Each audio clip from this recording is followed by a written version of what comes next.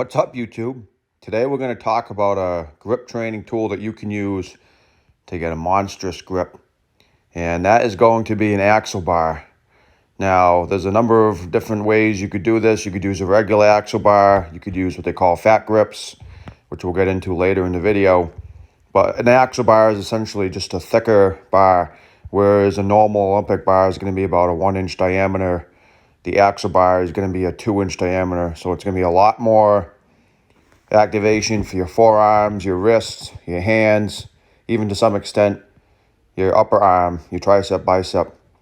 So throughout the video, you're going to see a number of different things that I'm doing here, some different exercises. And I would say, obviously pulling exercises are going to be much more taxing than pressing exercises with this bar. Now, for example, like you see here, I'm going to be doing some axle bar rows.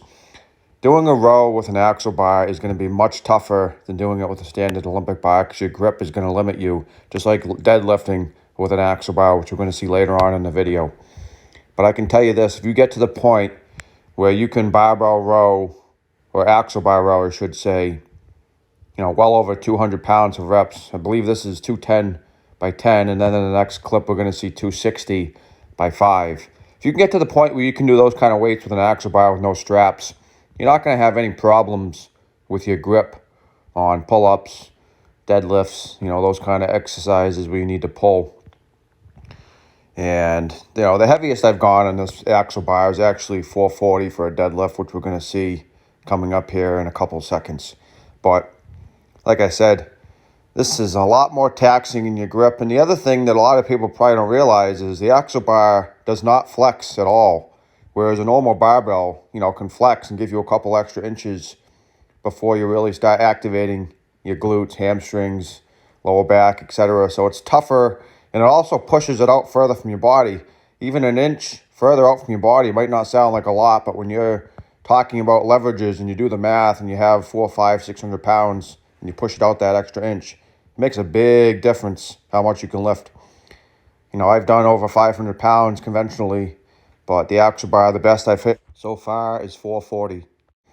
So, like I said, you can do it for pulling exercises, which is going to be the biggest advantage. I would say pulling or doing, arm-specific things like curls or wrist curls or reverse curls, which we're going to see later on. But it's also nice for pressing.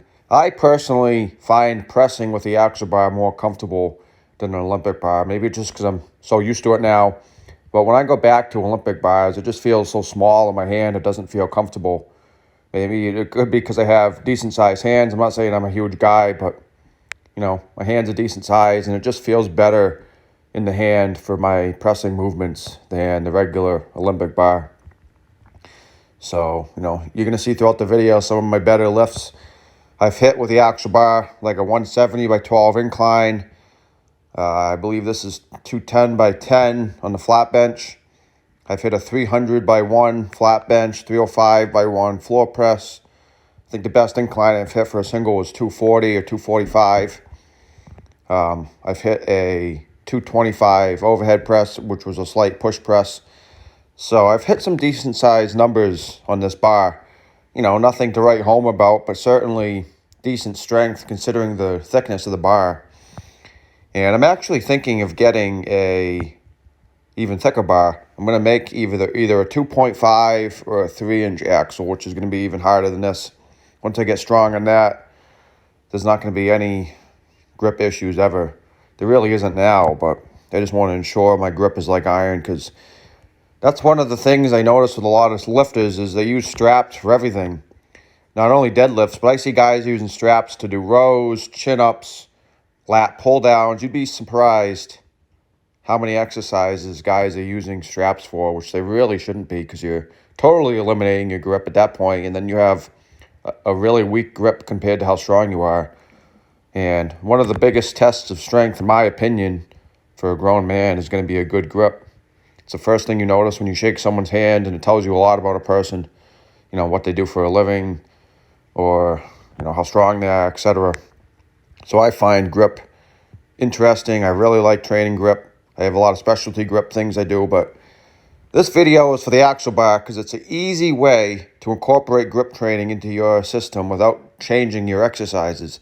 So if you're already doing rows or deadlifts or curls or any of that kind of stuff, or overhead press, benching, all you got to do is swap out the Olympic bar for an axle bar. You could do it, you don't have to do it every time you do the exercises, but even if you did it, every third time or every other time, it's going to help a lot. You're going to see that at first you're going to have to lower your weights considerably because the axle bar is a lot harder.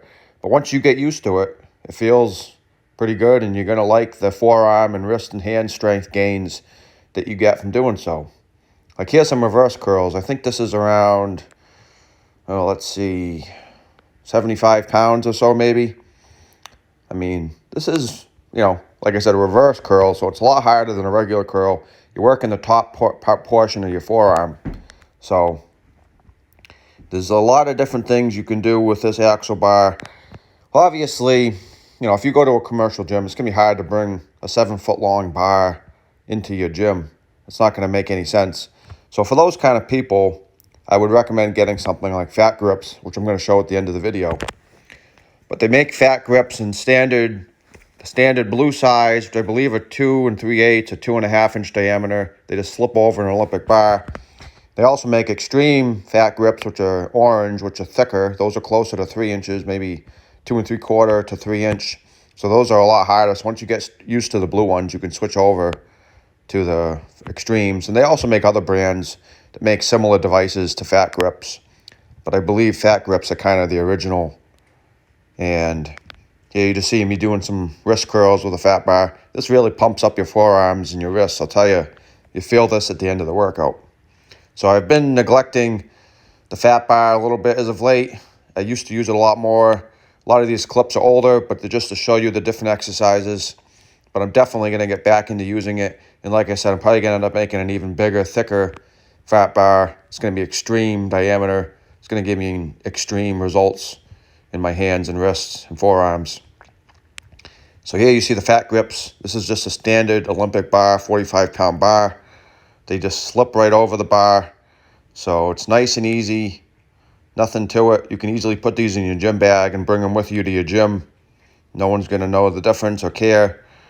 And hope you guys enjoyed today's video and gave you some thought on a way to train your grip.